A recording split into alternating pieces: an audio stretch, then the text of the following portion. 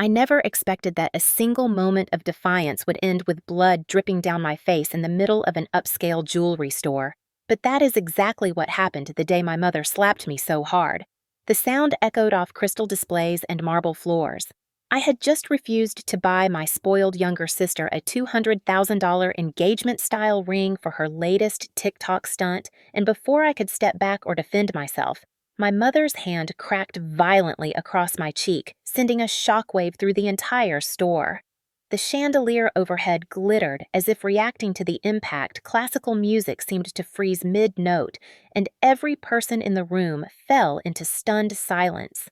My vision blurred, and I tasted metal as warm blood trickled from my nose and smeared across my upper lip. The humiliation hit first sharp and hot, but beneath it something else flickered. Something I did not yet recognize as the beginning of my breaking point. When I raised a trembling hand to wipe the blood, a woman near the diamond case gasped loudly. A man holding a velvet tray dropped it, scattering loose diamonds like shattered ice across the counter. The employees stared, unsure whether to intervene, while my sister kept her phone lifted like a reporter covering a disaster, recording everything for her growing audience. Drama gets views, she had whispered earlier, clearly delighted by the chaos she helped create. My mother, chest-heaving, looked almost proud of herself, as if attacking me was a reasonable response to my refusal. She tried to shout something about disrespect and embarrassment, but her voice shook with the same fury that had driven her hand. The store manager, a tall man in a crisp navy suit, reacted faster than anyone. "Security, call the police," he ordered, his voice slicing through the tension like a blade. Two guards near the entrance moved immediately, and my mother spun toward him, shouting that this was a family matter and none of his business, but she sounded hysterical compared to his controlled authority. Before anyone else reached us, a distinguished older man stepped forward. He looked like he belonged in a courtroom, not a jewelry store, with silver hair, a charcoal suit, and the dignified confidence of someone accustomed to being obeyed. He stopped a few feet from my mother and spoke in a calm, level tone that carried more weight than any shouting could. "Ma'am, that is assault." The simplicity of the words cut through my mother's righteous anger, leaving her momentarily speechless. The man then turned his attention to me, studying the blood on my face with quiet concern. "Are you able to breathe normally? Are you dizzy?" I opened my mouth to answer, but embarrassment rose like a wave, thick and suffocating. The smell of perfume and polished glass pressed in on me as strangers stared with open pity.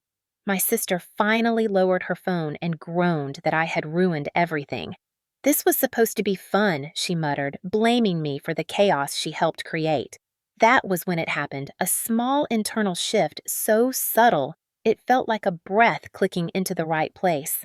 For years, I had allowed myself to be the quiet one, the responsible one, the emotionally durable one, who absorbed the blows to keep the peace. But standing there with blood on my hands, a stranger defending me and my own family, acting like I deserved to be hit, something new rose in me. A calm, focused clarity. Enough. One security guard moved to offer me tissues and asked whether I wanted to step aside. The manager insisted we separate. My mother tried to push past them to lecture me again, but the older gentleman blocked her gently, not with force, but with simple presence. "The police will need your statement," he said, his voice firm but not cruel. My mother's outrage spiked again. My sister rolled her eyes dramatically as if the world was inconveniencing her. And I stood there, the sting in my face, burning, the taste of blood metallic on my tongue, and realized that this moment, humiliating as it was also strangely freeing. Because for the first time in my life, everyone could see exactly who they were, and exactly who I was. My mother could not spin this into my fault. My sister could not edit the video to make herself a victim. The truth was laid bare under the unforgiving store lights, and as the guards moved between us, as customers whispered to one another as the manager explained that the store had zero tolerance for physical violence, I felt something inside me settle. This was not the end of anything, it was the beginning. My mother thought she could hit me into silence. She thought she could shame me back into obedience. She thought she could force me into buying a $200,000 ring to keep feeding my sister's delusions of online fame. But she had no idea that in that instant, with blood running down my face and strangers standing up for me when my own family never had something fundamental had changed, I was done being quiet. I was done being used. I was done letting them dictate who I was allowed to be. Just wait, I thought. This is where everything finally turns. Growing up in my family felt like living inside a story where every role had been pre-assigned long before I understood I was even part of a script. And my part, whether I wanted it or not, was to be the responsible daughter who held everything together, while my younger sister, the treasured one, floated effortlessly through life without consequence. From the time we were small, my mother described her as the precious one, the delicate one, the child who needed gentleness and encouragement, while I was labeled the strong one, the mature one, the daughter who did not require praise or comfort because I was supposedly born already knowing how to endure. My earliest memories are of being handed chores while my sister played on the couch with glittery toys that she would inevitably break, leaving me to pick up the pieces, while my mother scolded me for not watching her closely enough. If she knocked over a lamp, I was blamed. If she spilled juice on the carpet, I was the one punished. When I questioned the unfairness, my mother would sigh dramatically and tell me not to be so sensitive because real love meant helping family and real strength meant not complaining. I believed her back then. I wanted to be good. I wanted to be enough. As we grew older, the imbalance deepened. My sister never lifted a finger in the house. I scrubbed bathrooms, vacuumed bedrooms, folded laundry, cooked dinner, and balanced a schedule full of schoolwork while she received praise simply for existing. Whenever she achieved the smallest accomplishment like finishing a simple craft project or learning a dance routine, my mother would celebrate as if she had won an Olympic gold medal. But when I earned honor roll, my mother only said she expected nothing less. When I won a science fair, she told me not to brag in front of my sister because it might hurt her feelings. I learned early to shrink myself so my sister could shine. I learned that my achievements were potential threats, not something to be proud of. Emotional highs were rare, but I clung to them moments when my mother would brush my hair or tuck me in, and I thought perhaps she did love me. Perhaps the distance I felt was only my imagination. But the lows always came crashing back, often delivered in cutting comments she tossed out casually, like the time she told me I was a difficult child, or the day she muttered under her breath that she should have stopped after having my sister. She never apologized. She never acknowledged the sting in her words, and even as a child, I learned to swallow my hurt because calling attention to it only made her accuse me of being dramatic. The dynamic between us grew even more painful during adolescence. My sister blossomed early, and everyone noticed. Relatives complimented her beauty teachers, overlooked her behavior, and my mother treated her like a delicate showpiece that needed constant polishing. Meanwhile, I was expected to function as a second parent, driving her places once I got my license, canceling plans to babysit her and covering for her when she lied about where she had been. I remember one evening vividly, she had broken a decorative vase in the living room while spinning around pretending to be a ballerina. When my mother walked in, she did not even look at my sister. She looked straight at me and demanded why I had allowed it to happen. I tried to protest that I had been in a different room, but she cut me off and shouted that I made her life harder than it needed to be. I was grounded for a week while my sister went to a sleepover. My mother called it teaching responsibility, but the lesson I learned was something very different, that in our house guilt was not something you earned, it was something assigned to me by default. Even worse were the moments when she referred to me as the mistake. She did not always say it outright. Sometimes she disguised it as a joke or a teasing remark, but every version carried the same message. I was the inconvenience. I was the burden. I was the reason she was tired, the reason she was stressed, the reason our home felt heavy when in truth, she was the one weighing us down with unspoken bitterness and favoritism. My father noticed sometimes and tried to compensate, slipping me extra allowance or praising my accomplishments quietly, but he rarely confronted my mother, and in our home, silence was the same as permission. So the pattern continued. When my sister got into trouble, I was expected to shield her. When she wanted something expensive, I was expected to sacrifice. When she acted cruelly toward me, my mother insisted she had a temper because she was creative. My mother coddled her constantly while pushing me harder, demanding excellence while giving me no space to fail. I spent my childhood feeling like a cushion absorbing every impact so my sister could float above responsibility. The imbalance became so normalized that I barely questioned it even when it harmed me deeply. For years, I believed I deserved the role I had been assigned. But standing in that jewelry store with blood dripping from my nose, I realized the truth. I had been raised not as a daughter, but as a servant to the golden child, and the woman who hit me was not acting out of maternal love or disappointment. She was acting exactly the way she had been trained by her own choices for decades. And for the first time in my life, I began to wonder what would happen if I finally refused to play the part I had been forced into since childhood. The first time my sister stole from me, I was 15 years old. Still naive enough to believe that family meant fairness and love meant effort, but old enough to feel the unmistakable sting of betrayal when I discovered 3 crisp $100 bills missing from the back pocket of my favorite notebook. That notebook was where I kept everything I treasured at that age: doodles, class notes, secret thoughts I hoped no one would ever see, and the money I had spent months saving from babysitting, tutoring a neighbor's kid in algebra, and walking dogs after school. I remember opening it that morning, ready to count the money again because I liked imagining how I would spend it on new art supplies and maybe a pair of shoes that were not hand-me-downs, only to find the envelope flat and empty. My heart pounded so hard I could feel it in my throat. I tore apart my room, looking for the missing cash, crawling under the bed, shaking out drawers, checking my backpack 3 times, even though I knew deep down it had not been lost. Money did not just evaporate, someone had taken it, and only one person in the house would dare enter my things without asking. When I confronted my sister, who was then 13 and lounging on the couch eating cereal like a princess waiting to be adored, she did not even try to deny it at first. She smirked, shrugged, and said she needed it because her friends were going to the mall and she refused to be the only one without money to spend. My outrage was immediate and loud, fueled by a sense of injustice so sharp it almost felt like physical pain. I demanded she return it. She rolled her eyes and said it was gone already. "What do you mean, gone?" I shouted, but she had already returned her attention to the television, as if my anger was nothing more than background noise. When I marched into the kitchen to tell my mother what happened, I expected at least a sliver of sympathy. Instead, she barely looked up from chopping vegetables and sighed as though I were interrupting something important. "It's just money," she said, her tone dripping with annoyance rather than concern. "Don't ruin the family with your attitude." I felt my face heat with disbelief. My sister stole from me. It took me months to save that money.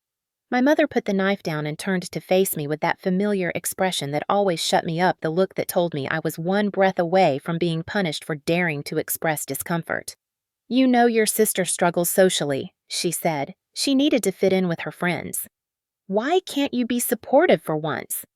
Supportive. That was the word she used for theft. Tears stung my eyes, not only because I lost the money, but because the complete dismissal of my feelings cut deeper than the theft itself. My mother kept lecturing, insisting I stop overreacting and reminding me that good daughters help their families. Then, in a twist so cruel I still feel the echo of it today, she told me to apologize to my sister for raising my voice at her. I remember standing there, stunned, throat tight, vision blurring, trying to decide whether I should keep arguing or simply give in the way I always did. In the end, I apologized not because I believed I was wrong, but because I had learned by then that resisting my mother's narrative only resulted in punishment. When I muttered sorry to my sister, she grinned triumphantly, as if victory were her right and my humiliation her entertainment. It was in that moment, standing in the hallway with my stomach twisted in knots, that I understood something fundamental about my place in the family. My needs did not matter. My feelings were inconvenient, and justice was a luxury reserved only for the golden child. But even with that realization, I still tried to rationalize the situation. Maybe she was having a hard time at school. Maybe my mother had a stressful day. Maybe I was expecting too much. I wanted to believe the best in them because the alternative was too painful to accept. For weeks after I worked extra hours taking on more babysitting jobs to make up the money I had lost, and I told myself that next time I would hide it better. But deep inside, a seed of something bitter had been planted, something that would grow slowly over the years as more lines were crossed and more boundaries were ignored. I did not know then that this theft was only the beginning, the first small fracture in a foundation that had been cracking since childhood. I did not know it was the first sign of a pattern that would escalate into something far more dangerous than stolen cash. At 15, all I knew was that someone I loved had taken something from me, and the person I trusted to protect me had chosen her instead. If I had understood what that truly meant, maybe I would have walked away sooner. But I stayed hoping things would get better, not realizing that this moment was merely the opening chapter of a much darker story. If the first theft was a warning shot, the years that followed were a full bombardment, each incident chipping away at whatever faith I still had that my family might one day treat me with fairness or even basic respect. What happened when I was 15 was only the beginning of a pattern that grew bolder and more destructive as my sister discovered how easy it was to take from me and how effortless it was for my mother to excuse her behavior. By the time my sister was 17, entitlement clung to her like perfume. She wanted everything she saw, everything her friends flaunted, everything she believed she deserved, simply because she had been told her whole life that she was special. I will never forget the day I discovered that she had taken $1,200 from the emergency savings envelope I kept hidden behind a stack of old textbooks in my closet. That money was meant to help me buy a laptop for school or go toward my eventual college applications. Instead, she spent it on a spontaneous trip to Palm Springs with girls who barely liked her, a weekend full of expensive brunches and pictures carefully staged to look richer than reality. When I confronted her, she brushed me off with the same careless smile she always used when caught. She said I should be proud she was living her best life. She said I should be grateful she had not taken more. I was furious, shaking ready to scream, but my mother shut me down before I got the chance. She accused me of being selfish, saying my sister deserved a break because she was stressed and because teenagers needed experiences to grow. When I argued, my mother narrowed her eyes and delivered that familiar threat in a voice that always made me fall silent. "Stop it, or you will regret it." And still, I tried to believe things would eventually improve. I tried to tell myself this was temporary, that one day my sister would mature, that one day my mother would realize how deeply she was hurting me. I did not yet know that some people never recognize the damage they inflict, because acknowledging it would require admitting that the foundation they built their lives upon was rotten. At 19, my sister took the next step in her escalating pattern of financial abuse. I came home from a late shift at my part-time job to find a letter from a bank I had never used informing me that my new credit card was approved. My stomach dropped. I had never applied for a credit card. When I asked my mother about it, hoping there was some innocent explanation, she calmly admitted that she had co-signed an application using my name and social security number because my sister had terrible credit and did not want a co-signer who might embarrass her. My mother acted as if she had done something noble. My sister acted as if I should be grateful. And when I pointed out that forging financial documents was illegal, my mother called me ungrateful and hysterical, insisting that families supported one another and that I would understand once I was older. Older meant more compliant in her vocabulary. Older meant more silent. I was neither. When the first bill arrived, totaling nearly $3,000 of purchases I had never made, I confronted them again. This time, my mother told me to pay it because I had a job and my sister did not. My sister sat on the couch smirking while scrolling through her phone, not even pretending to feel remorse. Something inside me cracked then, a deeper fracture than before, and though I paid the minimum amount to protect my credit, I also started hiding what little savings I had in increasingly creative ways.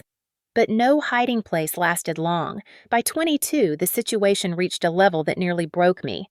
My car broke down on the way to work, leaving me stranded at the side of the road. When the mechanic inspected it, he told me the repair would cost almost $3,000. That was devastating but manageable because I had a savings account specifically for car emergencies. Except when I checked the account balance, my stomach turned to ice. It was empty. Empty. Every single dollar I had set aside for emergencies wiped out. I confronted my sister that evening, barely able to breathe from the weight of disbelief and anger pressing on my chest. She casually admitted that she had used the money for a down payment on a trip to Miami with her friends because she thought I would understand. Understand. That word felt like poison. When I turned to my mother for support, she delivered a blow I still remember vividly. She said with absolute conviction, "She needs it more than you. You are always so capable. She is emotional. She needs help." The message was clear. My role was to sacrifice. My role was to carry the weight. My role was to lose so my sister could win. And for years, I accepted this because I had been conditioned to. I kept believing that if I worked harder, was more patient, was more understanding, the balance would shift. But the truth was, the more I gave, the more they took. The more boundaries I tried to set, the more they pushed. The more I tried to protect myself, the more they treated me like the family ATM with no right to say no. What I did not understand at the time was that abuse rarely stays static. It grows. It adapts. It escalates. And as long as I remained quiet, it would only get worse. Looking back, I can see every warning sign clearly, the pattern stretching across my teenage and early adult years like a map pointing toward disaster. But at the time, I was still trying to survive one incident at a time, unaware that the cost of staying silent would eventually become too high to bear. The moment I discovered the first big lie, the kind that made all the smaller betrayals snap together into a pattern too deliberate to ignore, began with an envelope I almost threw away. It was a thick white envelope from a bank I did not recognize, the kind of generic financial mail I normally tossed without thinking, but something about the bold black letters caught my attention. It read, "Welcome to your new credit account." My stomach tightened immediately. I had not applied for any new account. I had not applied for anything in months. With a growing sense of dread, I tore it open and unfolded the papers inside, scanning line after line until my eyes landed on the sentence that made my heart drop straight into my stomach. "Your credit limit is $8,000. My hands started to shake as I flipped through the pages looking for some obvious mistake, but every detail listed was mine. My name, my address, my social security number, my signature. Except the signature was not mine. It was a shaky imitation, the kind that might fool someone glancing quickly, but not someone who knew their own handwriting. A cold wave rolled over me as the truth settled in my chest like a stone dragging me underwater. Someone had forged my name. Someone had used my identity. Someone had opened a credit account in my name for $8,000. And there were exactly 2 people in my life who had access to every scrap of my personal information, my mother and my sister. My breath felt thin as I walked into the kitchen where my mother was stirring a pot of soup, humming softly, like she had not spent years excusing my sister's stealing, lying, and manipulation. I held up the envelope and asked if she knew anything about it, hoping against hope that somehow there was a mistake. She did not even flinch. Instead, she exhaled through her nose, annoyed as if I had interrupted her with something trivial. "I helped her," she said calmly, wiping her hands on a towel. "Your sister needed a credit card, but with her score being what it is, she would have been embarrassed asking someone else to co-sign. So I took care of it." Took care of it! Those words echoed in my head like an insult. "You stole my information," I said, my voice thin with shock. "You forged my name. She is young and impulsive," my mother replied, still calm as ever. "She has dreams, and you know she is sensitive. You should be proud to help her. Proud. Proud that she had used my identity like a tool. Proud that my mother had participated. Proud that yet another violation had been dressed up as love." I felt heat crawl up my neck, a mixture of panic and betrayal. And when I asked my mother how she could possibly justify this, she rolled her eyes and said the words she always used when she wanted to shut me down. "Do not be dramatic. Families support one another." It took everything in me not to scream. "Support does not mean fraud," I said, my voice trembling. "It does not mean using my social security number. It does not mean ruining my credit." My mother set down the spoon and turned to face me with a coldness that always made me feel 10 years old. "You are overreacting," she said, her voice sharp enough to cut. "Your sister needed help. You have always been financially stable. It makes more sense for the card to be in your name." She needs a chance to grow. Grow. Grow into what I wanted to ask. A criminal. A parasite. A person who believed the world owed her everything because our mother had raised her to believe she was incapable of doing wrong. But I bit back the words because I knew speaking them would only turn the situation into another round of my mother claiming I was jealous, selfish, or cruel. So instead, I asked her a question I was afraid to know the answer to. Did you sign anything else in my name? The way she froze told me the truth before her silence confirmed it. A chill went down my spine. How many accounts? How many loans? How many documents? How many lies? When she finally spoke, it was with the same dismissive tone she used for everything that inconvenienced her. I do not remember, she said. You always make everything so difficult. Your sister is struggling and you act like money matters more than family. Money matters when it is mine. I snapped the words coming out louder than I intended. My mother stared at me like I had broken some unspoken rule of our household. My sister entered the kitchen just then, hearing the raised voices and instantly smiling like a child caught with a secret she knew she would get away with. She looked at the envelope in my hand and shrugged. You should be flattered, she said. Your credit score is better than mine. I nearly choked on the bitterness rising in my throat. She continued saying she needed the card for emergencies, and when I asked what emergency required $8,000, she laughed and said, a girl never knew when she might need to travel or shop or look good online. My mother nodded approvingly, as if her logic made perfect sense. That was the moment something shifted in me. Not the quiet internal snap like before, but something stronger, something angrier, something that spread through my chest like wildfire. This was not a one-time overstep. This was theft, fraud, betrayal, and my mother had been the architect of it. I excused the small things for years, but this was different. This was a violation so deep it felt like my identity had been stolen not just on paper, but spiritually.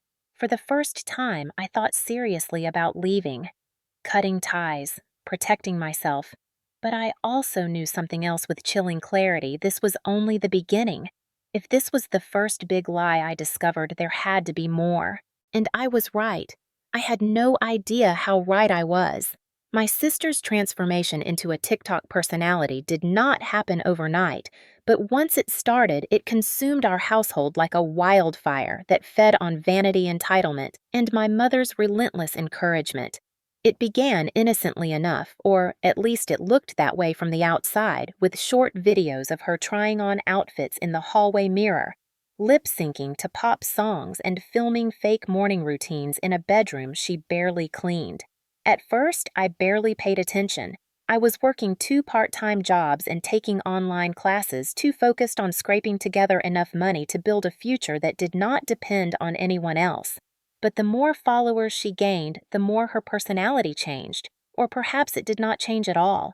Perhaps the fame simply magnified who she had always been. She started spending hours each day staging photos around the house, rearranging furniture to create what she called luxury vibes, even though the reality was that our home was modest, cluttered, and worn from years of mismanagement. I once walked in to find her standing on the kitchen counter posing with a smoothie she did not even intend to drink. She shouted at me for ruining her lighting. Then came the demands. She needed better clothes, more makeup, expensive hair extensions, new tripods, LED lights, and props for whatever trend she was chasing that week. Each time she asked my mother, the answer was the same. Of course, sweetheart. You deserve it. She never questioned the cost, never wondered why my sister felt entitled to luxuries she had not earned. Instead, my mother became her most loyal fan, hovering behind the camera, coaching her on poses and buying whatever she asked for using credit cards she had no business having. When bills arrived, my mother pushed them into a drawer or onto me, insisting that family helped family, meaning I was supposed to fix the consequences of her choices once again. My sister's online persona grew bolder as the follower count rose. She curated a false image of wealth, filming herself in front of rented cars, posing at hotels she did not stay in, and showing outfits she planned to return after filming. Everything was fake, yet her confidence swelled as if she had truly earned the lifestyle she portrayed. With each new follower, she grew more insufferable, treating everyone in the house like staff members rather than family. She would demand silence during filming, insist on elaborate meals for her, what I eat in a day videos, and leave messes everywhere for me to clean, because as she put it, her time was valuable and mine was not. When her views plateaued, she panicked. She spent entire days pacing around the house, complaining that the algorithm hated her, that people were jealous that she was destined for fame if only the world would give her the attention she deserved. One afternoon, she barged into my room without knocking, complaining that she needed a luxury aesthetic and our house was too ugly. Before I could respond, she pulled open my closet, grabbing the only two nice dresses I owned, both of which I had saved for months to buy. She said they fit her vibe, and I should be grateful she was improving my fashion sense. When I told her to put them back, she laughed and said I could borrow them someday if she felt generous, then walked out without waiting for permission. That was the day I realized she did not just want attention online. She wanted control in real life. As her obsession grew, so did my mother's delusion. She began introducing my sister as an influencer to anyone who visited, bragging about her follower count like it was a college degree or a real career. She claimed my sister was building a brand that would one day support the family and insisted that I contribute more because my sister was busy with creative work. And contribute I did, although not willingly. My sister needed gas money for filming locations. She needed money for editing software she never learned to use. She needed new shoes for a dance challenge. Each time she needed, my mother turned to me. You work. She does not. You should help. You are always so selfish. You do not understand her dreams. Dreams. That was the word they both used. Dreams, as if scamming strangers on the internet with a curated fantasy life was an artistic pursuit. But to them, it was not a scam. It was destiny. And the more I resisted, the more they pushed. The worst moment came when she asked for a luxury car to film in. She wanted something sleek and expensive because her followers were starting to question how she could afford the lifestyle she showed. Instead of admitting the truth, my mother told me I should put a down payment on a car, for her framing it as an investment in her future. When I refused, my sister threw a tantrum, screaming loud enough for neighbors to hear. She accused me of holding her back, of being jealous because I was boring and invisible and would never be anything more than a background character in life. My mother sided with her, of course, saying I did not know how to support family and that my negativity was toxic. I wanted to scream. I wanted to leave. But I stayed, partly because I could not yet afford to move out, and partly because I still clung to the hope that things might change. That someone might finally see me.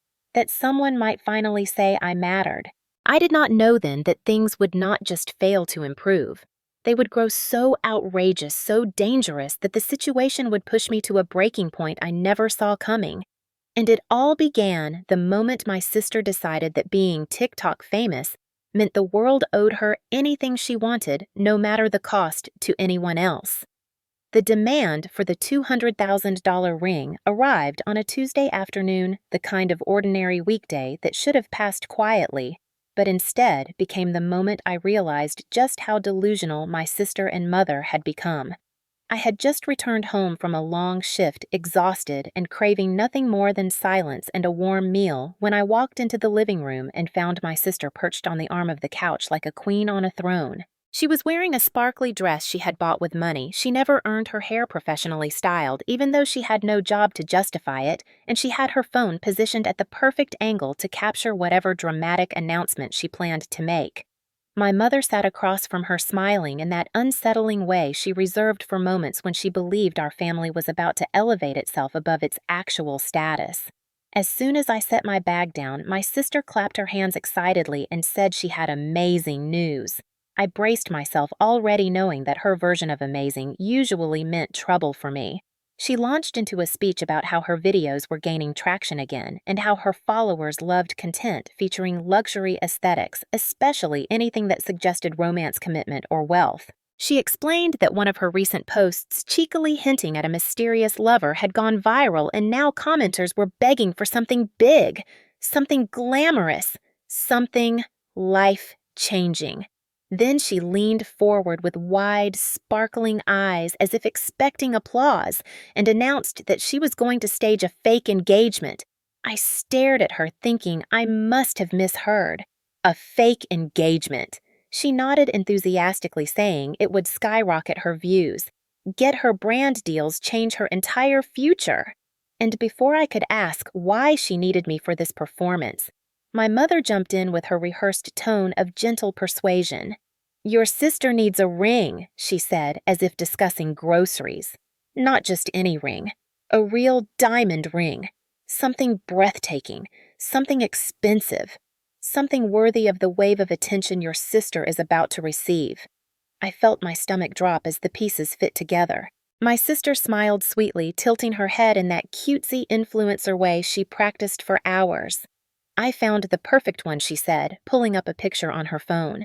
It was a massive diamond ring in a platinum setting, gleaming under professional lighting, the kind of ring people bought for real engagements, real marriages, real-life commitments, not for a fake moment on TikTok. I asked how much it cost. She said $200,000 in the same casual tone someone might use to say $20. I froze, trying to comprehend the absurdity of it. $200,000. More than I made in years. More than the value of our entire house.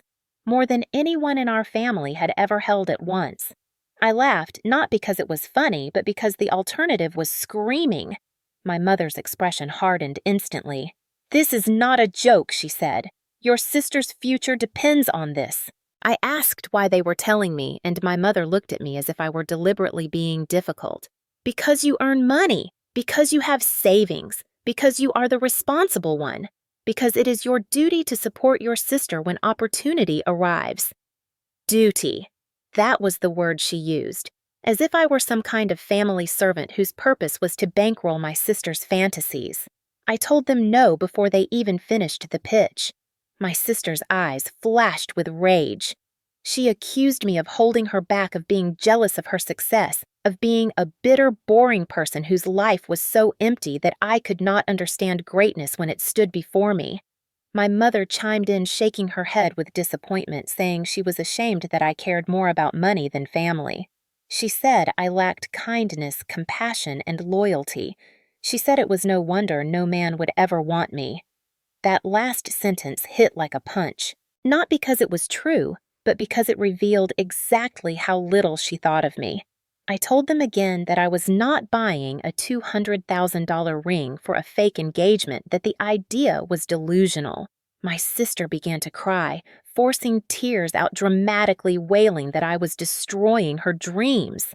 My mother wrapped an arm around her, comforting her as if she were the victim. Then she looked at me with fiery disgust and said the words that still echo in my memory. "You are nothing but a selfish burden. You have always been jealous of her. You exist to make her life easier, and you cannot even do that right." Something inside me broke, not shattered, not collapsed, but broke cleanly like a bone that had been strained too long. I realized with chilling clarity that this was not a request. It was an expectation. They truly believed they had the right to drain my accounts, steal my identity, manipulate my emotions, and now demand a six-figure luxury item because my sister wanted to look rich online. I told them I was done. I walked away while my sister screamed that I ruined everything, and my mother called me ungrateful. I went to bed that night shaking, angry, exhausted, but certain of one thing. Their delusion had finally crossed a line they could not drag me back across. I did not know then how far they would go to force my compliance, but I did know this saying no was only the beginning of the storm that was coming. The trap at the jewelry store was set so perfectly, so deliberately, that looking back, I cannot believe I did not see it sooner, though. At the time, I was too exhausted, too drained, too conditioned to expect betrayal from my own family. It began with my mother calling me early on a Saturday morning, pretending to be cheerful in a tone so forced I knew immediately something was off. She said she wanted to spend the day together, just us girls, like old times. The phrase old times felt like an insult, considering old times were filled with criticism, favoritism, and constant emotional labor placed on my shoulders, but I was too tired to argue. I agreed only because I wanted to avoid another fight, and because a small, foolish part of me hoped my mother might be trying to repair things. When I arrived at the house, my sister came downstairs wearing a designer dress she absolutely had not paid for her makeup done to perfection hair, styled in soft curls that gave her an angelic glow. The sight of her dressed to the nines so early in the morning already set off alarms in my mind, but before I could question anything, my mother ushered us toward the car with suspicious excitement. As we drove, my sister recorded Instagram stories in the back seat, flashing her practiced smile, speaking in that baby-soft influencer voice that never matched who she was in real life. Every so often she angled the camera toward me, pretending to include me in the moment, but the captions were always about her, never us. When we pulled into the parking lot of an upscale jewelry store, my stomach twisted. The building was sleek and modern, with reflective windows, uniformed security at the door, and a valet station filled with luxury cars. I asked why we were here, already knowing I would not like the answer, but my mother waved her hand dismissively and said it would just be fun to look. That was the first lie. The second came moments later when the store manager greeted us by name before we even stepped inside. He was polished, smiling, and somehow already knew my sister was the one with the appointment. Appointment. That word nearly made me turn around. My sister beamed proudly and said she had arranged a VIP showing, acting like she had earned this treatment, when in reality she had probably bragged online and bullied the staff into believing we were more important than we were. The moment we walked in, a salesperson approached us carrying a velvet tray lined with sparkling diamond rings, each one more expensive than the last. I stepped back, insisting we were only browsing, but my mother looped her arm around mine and pulled me forward while whispering through gritted teeth to stop embarrassing the family. The salesperson began describing the cut clarity and carat weight of each ring using terms I had only heard in wedding magazines. I tried again to interrupt, but my sister cut me off. Lifting her phone and announcing to her followers that her amazing, generous sister was gifting her a $200,000 engagement ring because she deserved something beautiful for once in her life. My mouth dropped open.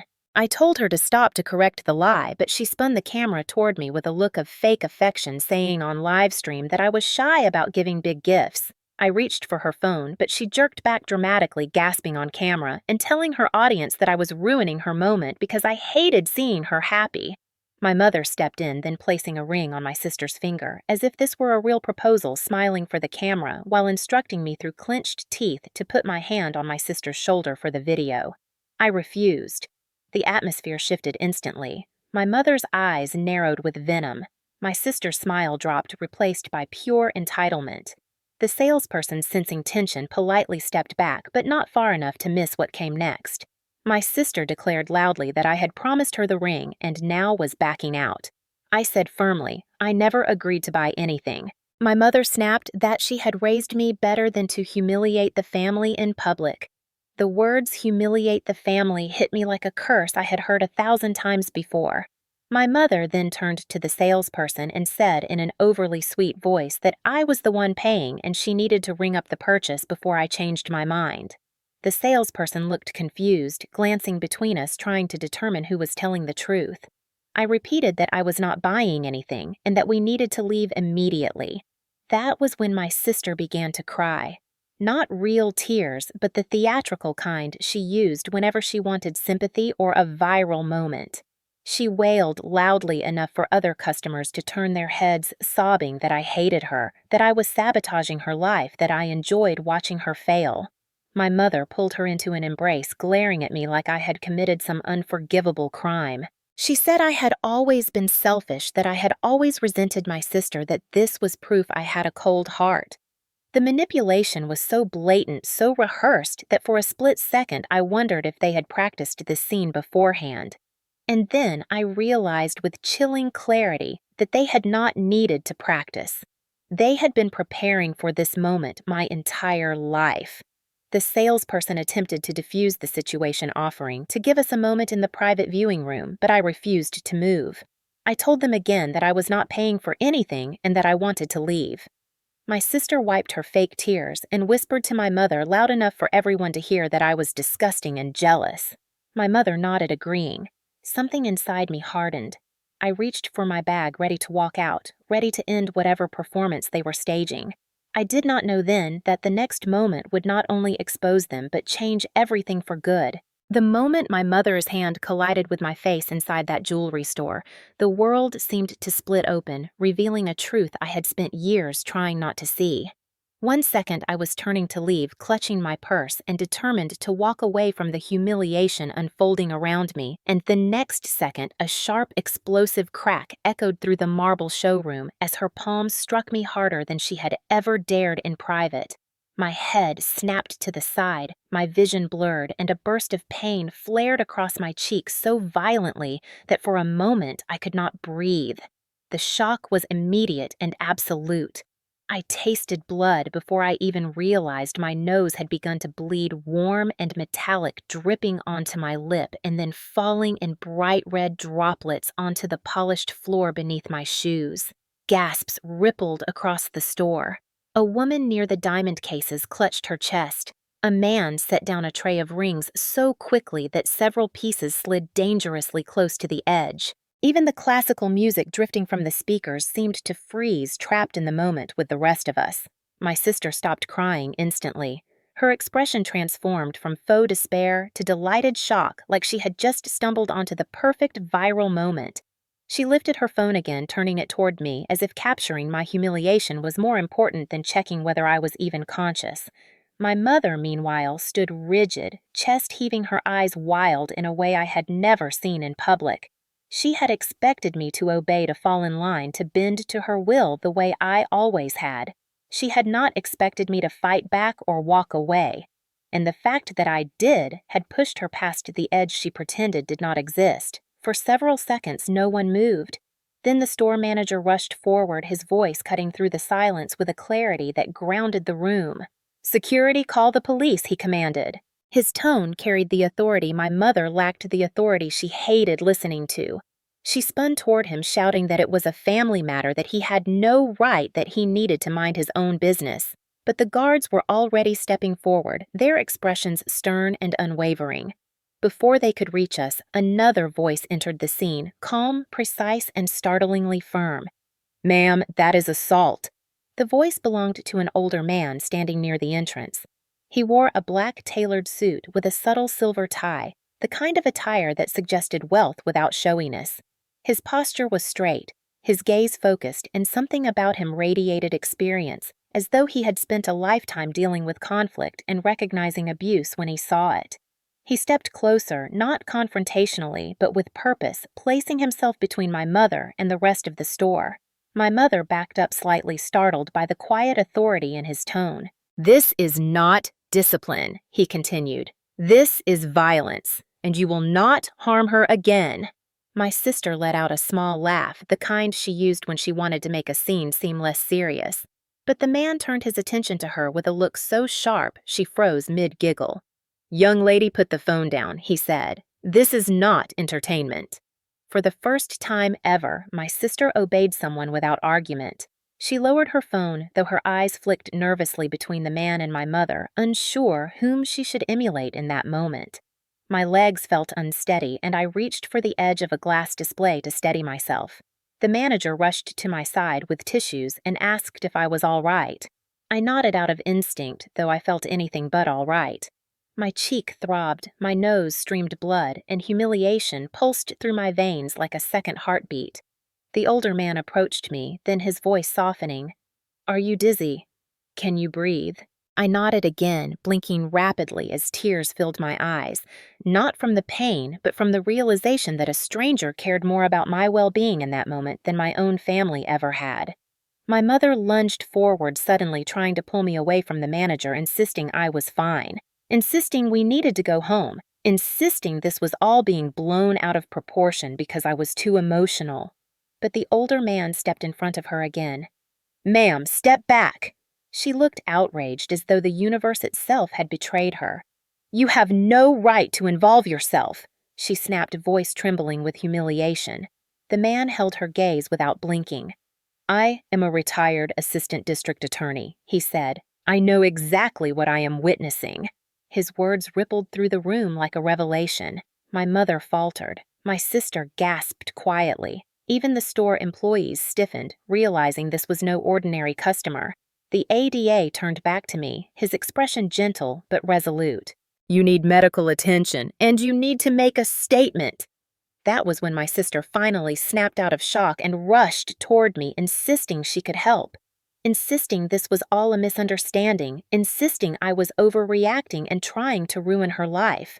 I stepped back from her, and for the first time, she looked genuinely afraid, not for me, but for herself. The manager instructed security to escort my mother and sister to opposite sides of the store.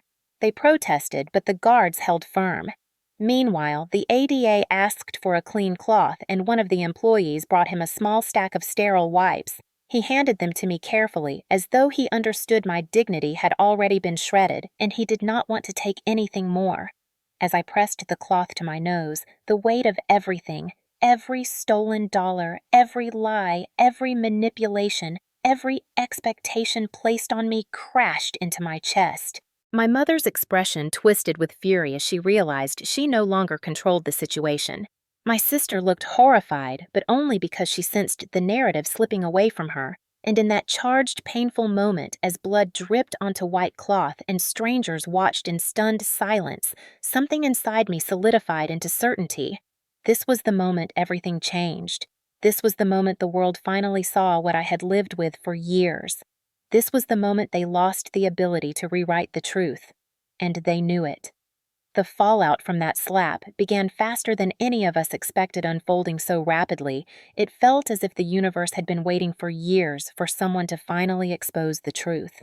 As I stood there with a cloth pressed to my bleeding nose, the store manager raised his hand sharply, signaling that no one, not my mother, not my sister, not even the stunned bystanders, was allowed to interfere further. The two security guards guiding my mother and sister away moved with firm, deliberate steps, keeping a respectful distance yet, making it unquestioningly clear that this was no longer a family disagreement, but an active incident requiring intervention. My mother sputtered in outrage, demanding they let her go, claiming the store was overreacting, insisting she had the right to discipline her own daughter. But the guard closest to her replied with the even, unbothered tone of someone who had seen far worse tantrums. "Ma'am, you struck a customer inside our establishment. This is not discipline. This is a potential crime." My mother froze, stunned that the world outside our home did not bend to her rules. Meanwhile, my sister struggled against the second guard, whining about her live stream, begging him to return her phone. "Please, my followers are waiting," she cried, as if her audience's curiosity somehow mattered more than the blood still running down my face. The guard shook his head. "The live stream was recorded. Your phone will be temporarily held for the safety of all parties." My sister shrieked as though he'd taken her oxygen supply, but the guard remained unmoved. The retired ADA who had intervened stepped toward the manager to provide his full statement. He gave his name, his former position, and a succinct but detailed account of everything he had witnessed. When he repeated the phrase, "The mother struck her adult daughter" with significant force, my mother let out a sound I can only describe as cracking glass, a mix of denial, panic, and indignation. But her words bounced off the walls with no power. The spell she had cast over me for years had finally broken. The manager turned to me with professionalism threaded with genuine concern. "Ma'am, we've called the police. They are on their way. Would you like to wait in our private consultation room?" I nodded, dazed, still holding the cloth to my face as he escorted me toward a discreet glass door near the back. The ADA followed at a respectful distance, as if protecting me from behind. Just before the door closed, I heard my sister yell loudly enough to shake the air. "I swear she's lying. She told me to pretend for TikTok." My mother snapped back at her, hissing that she needed to shut her mouth. Then my sister screamed louder, pointing at the security guard. "He's ruining my career. This is trauma. I'm getting cyberbullied." My mother groaned in disbelief. I wanted to laugh, cry, and collapse all at once. Inside the consultation room, I finally caught my breath. The ADA set a bottle of water on the table and spoke in a calm, measured tone. "You've been living under this for a long time, haven't you?" I didn't answer. I didn't have to. The silence did it for me. When the police arrived, the chaos intensified. Officers separated everyone further. My mother launched into dramatic monologues about family misunderstandings about me being sensitive about her being provoked. My sister alternated between sobbing theatrically and asking if she could have her phone back because her audience needed updates. The store staff provided statements. 2 customers stepped forward to offer theirs as well.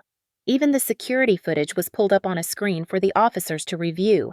And there it was, the slap. Clear, brutal, unmistakable. The officer's expression hardened as he watched the footage. He pulled my mother aside, reading her rights quietly while she sputtered in shock, insisting she should not be treated like a criminal. "It's just a slap," she yelled. "But violence is violence whether it happens in a home or a jewelry store."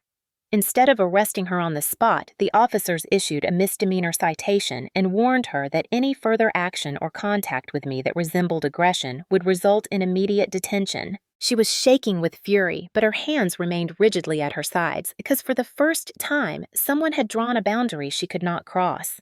As for my sister, the consequences hit differently. The moment the officers asked for her phone to review the live stream, panic washed over her like cold water. Her live stream had already been clipped, screen recorded, and reposted across multiple platforms by viewers who thought it was staged drama at first, then quickly realized it was real. People were commenting. People were furious. Comments calling her abusive, spoiled, entitled, and complicit in violence against a sibling filled her feed. Sponsors and brands she had been bragging about securing were in her DMs demanding explanations. The officers informed her that recording and broadcasting an assault without consent could result in legal complications of its own. Her face drained of color. For the first time in years, she looked truly scared. When the officers escorted my mother and sister out of the store separately, the manager approached me again. "We will not be selling the ring to them or to anyone involved in this incident," he said firmly. "Their behavior violated our policies on customer conduct." And then he said something I had never heard from an authority figure before. "I'm sorry you went through this. It's not your fault." The words hit me harder than the slap. I nodded, barely managing a whisper of thanks. As the ADA concluded his statement and prepared to leave, he handed me his business card. "If you ever want to pursue legal protections, financial records, or anything related to long-term family abuse, call me. What your mother and sister have done over the years may be more severe than you realize." I held the card in my trembling hand long after he was gone, because deep inside, in the place where years of pain had been quietly stored away, something sharp, powerful, and new was taking shape. The consequences had begun, but they were nothing compared to what was coming next. Just wait. 2 days after the jewelry store incident, just when I thought things could not possibly unravel further, the retired assistant district attorney returned into my life with the force of a quiet hurricane. I was at home, curled up on my couch, still nursing the bruise on my cheek and the raw sting of humiliation in my chest when I heard a firm knock at my door. Not the timid knock of a neighbor, not the aggressive pounding of my mother or sister. A deliberate knock, steady and confident, the kind used by someone who knows they will be listened to. When I opened the door, the ADA Mr. Halden, as I now knew, stood on my porch, holding a leather portfolio, a stack of papers, and a sense of purpose that made my stomach twist. He gave a polite but serious nod. "I hope this is not a bad time." I stepped aside immediately, heart racing. "No, please come in." He entered with the calm efficiency of someone accustomed to walking into broken homes, chaotic emergencies, and situations long ignored by the people who should have intervened. I noticed he was dressed differently today, casual, but with the same air of authority. He placed the portfolio and papers on my coffee table, then looked at me with a solemn expression. After reviewing the statements from the jewelry store and seeing the live stream surface online, I suspected something much deeper was happening behind the scenes. Your mother's reaction was not situational. It was patterned. When he said patterned, it felt like he had cracked open a vault I had kept sealed my entire life. I swallowed hard. Mr. Halden sat across from me. Before I retired, he explained I specialized in domestic financial abuse, coerced debt, and identity theft within families. Cases like yours are more common than you'd think. Children forced to bear financial responsibility, siblings exploiting siblings, parents using control disguised as care. My hands tightened in my lap. I'd known things were wrong. deeply wrong, but I had never put the pieces together. Not like this. He opened his portfolio and slid a paper toward me. I recognized the logo immediately, my bank's. This arrived in my office through a contact who remembered I was looking into your case. When I picked it up, my stomach dropped. It was a credit card statement, and my name was printed at the top. But I had never opened this card. The balance owed was $8, $423.67. My pulse quickened. I know, he cut gently. And there's more. He slid another statement forward, and another, and another. 3 cards, all maxed out, all opened using my name, social security number, and here was the part that made me feel physically ill, my old address. The address of the house I grew up in. I felt the air leave my lungs. How did she... Mr. Halden tapped a page. Your mother likely signed as you or provided false verbal authorization over the phone. She had access to your SSN, correct? I nodded numbly. Of course she did. Parents in the U.S. often know their children's social security numbers. They store birth certificates, medical files, tax documents. I had never imagined mine would be used against me, but he wasn't done. Next, he pulled out a scanned document. This one bore my signature, my handwriting, except it wasn't mine. My breath caught. That is a cosign agreement for a personal loan your sister took out 2 years ago. $12,000, past due. My jaw trembled. I didn't sign this. He nodded solemnly. I suspected as much, and based on the pen pressure analysis and signature slant, neither did you. There was a long silence broken only when he reached into the portfolio again. Last item, the one that changes everything. He placed a crisp set of legal papers directly in front of me. I saw my father's name before I saw anything else.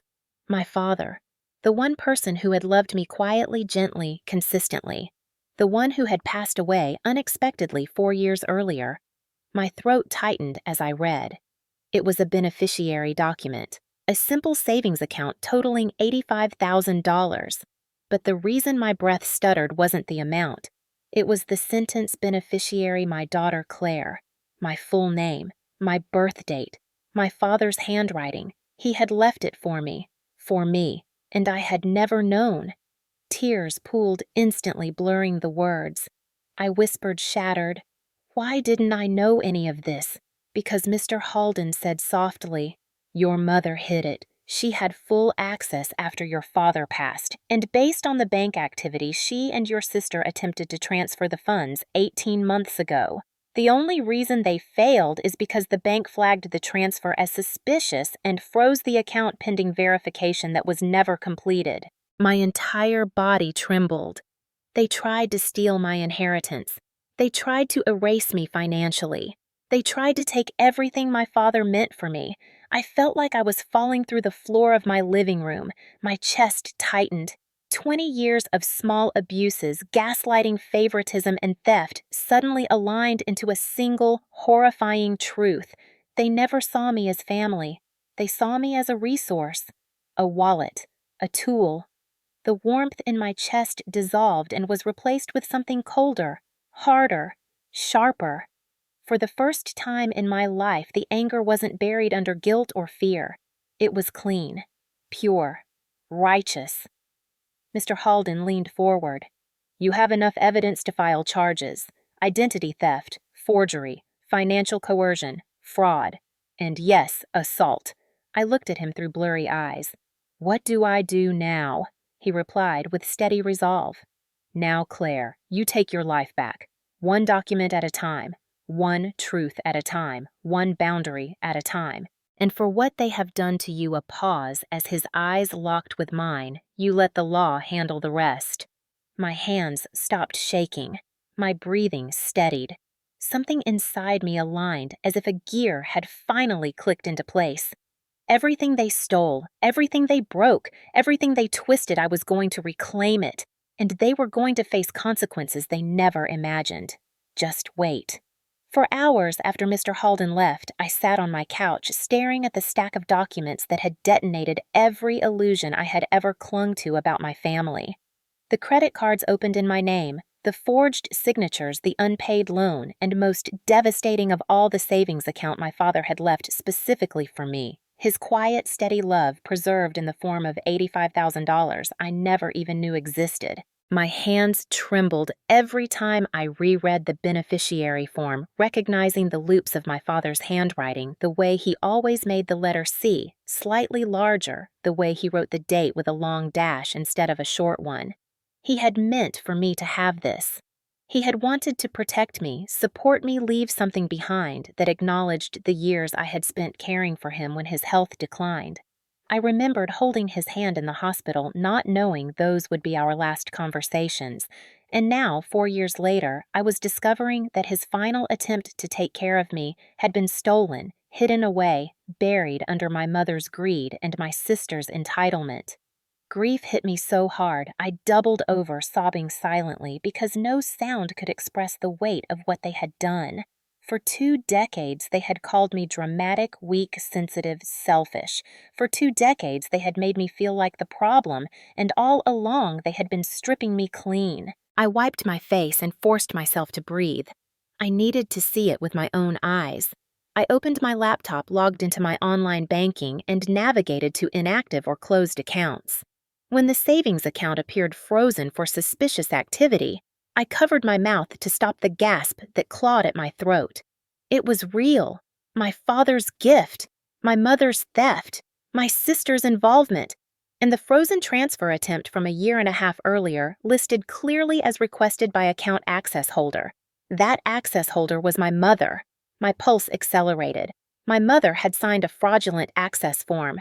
She had listed my sister as co-beneficiary, and judging by the handwriting, she'd forged my signature on that too. I scrolled further and saw the notes from the fraud department. Transfer attempt blocked.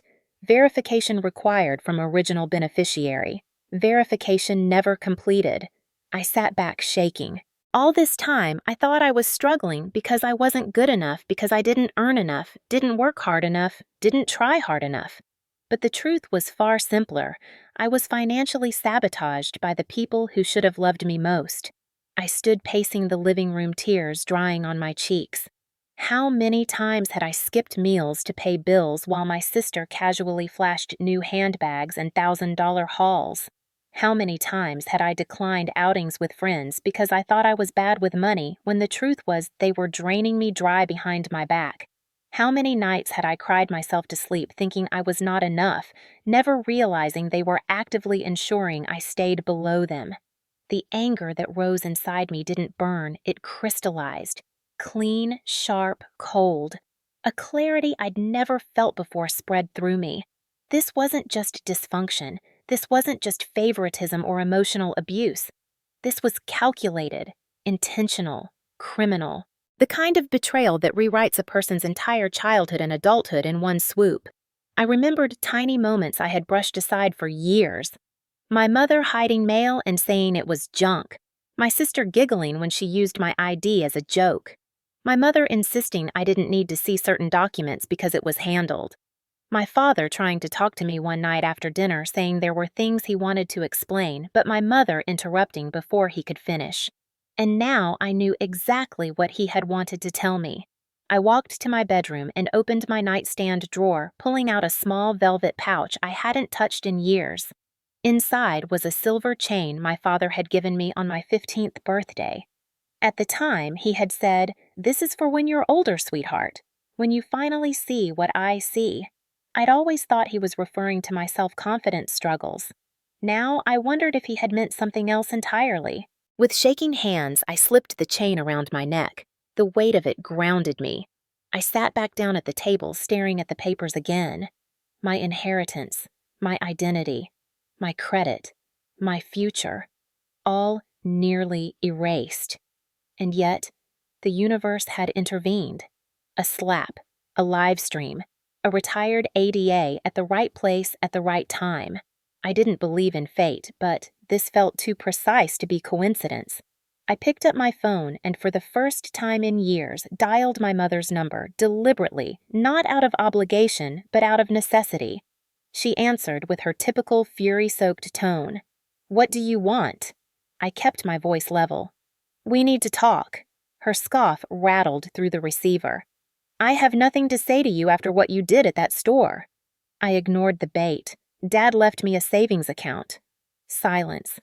A long, heavy, guilty silence. I continued. "I know about the forged signatures, the transfer attempts, the loans, the credit cards." Her breathing hitched. "Where did you get that information?" I felt something powerful shift inside me as I answered. "The right people are finally helping me." She exhaled shakily. "It wasn't what you think. Your sister needed—" I cut her off. "Stop. Don't say she needed it. Don't say I should understand. Don't say it was family money. It was mine." She snapped, dropping the facade. "Fine. You never needed it. You don't appreciate anything. We gave you food, a home, everything." "You stole my future," I whispered, "and you did it with a smile." Her voice rose. "Do not speak to me like that. You don't know what you're talking about."